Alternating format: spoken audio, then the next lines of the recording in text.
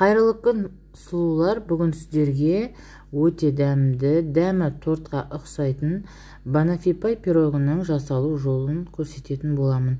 Жасалу жолы өте оңай. Видеоны соңына дейін көріп, бағалап кетіңіздер.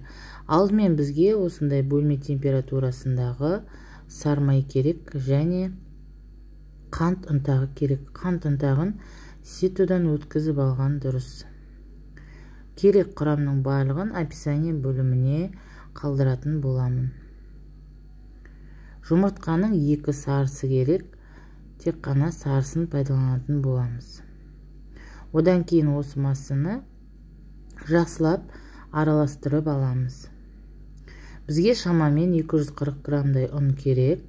Бірінші 200 грамдай ұнымызды салып, електен өткізіп салып алып, осылай венчиктің көмегімен араластырып алып, содан кейін барып қана қамырды илейтін боламыз. Қалған ұнды үстіне салып, жұмсақ қамыр илейміз. Егер қамыр қолыңызға жабысып тұрса, ұнды кішкене салуға болады. Және қамыр қопсытқышты саламыз. Одан кейін осылай басып илейміз.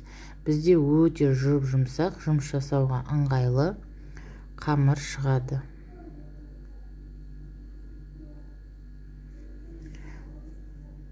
Қамырды бірден пайдалана береміз.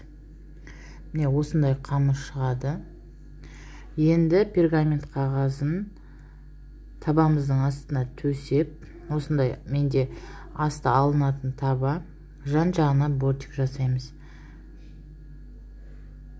Қамырымызды осылай үстіңгі жағына қарай көбірек жіберсек те болады. Менікі кішкене асты қалыңдау болып кетті. Осылай шанышқының көмегімен астыңғы бөлігін тесіп шығамыз. 180 градуста 20 минуттай пісіріп аламыз. Енді салқын сливкемізге сахарный пудра, яғни қант ұнтағын қосып, екеуін жақсылап миксерлеп аламыз. Сливкеміз салқын болғаны жөн. Осылай жақсылап араластырып аламыз.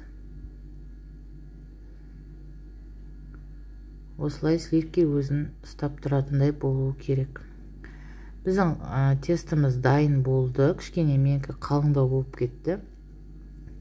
Үстіне қойылатылған сүт, яғни вареный сгущенканы салып, осылай жағып шығамыз.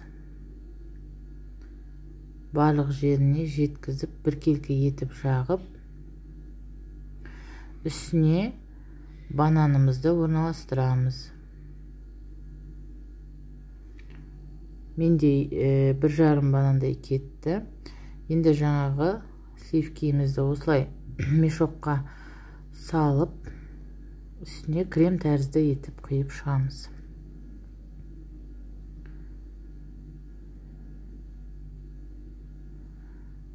Енді үстіне какао немесе Несквик какаосын себуіңізге болады. Мен осылай какаомен әсемдедім. Дәмін бірден көруге болады. Осындай өте дәмді пирог шықты. Жасап көріңіздер. Жасап жатсаңыздар мені белгілеуді ұмытпаңыздар. Сіздермен бірге болған Өнер Жетпісбайқызы. Видеоны соңына дейін қарап, лайк, комментарий жазып кетсеңіздер болады. Мен сіздерді өз каналымда күтемін. Назарларыңызға рахмет.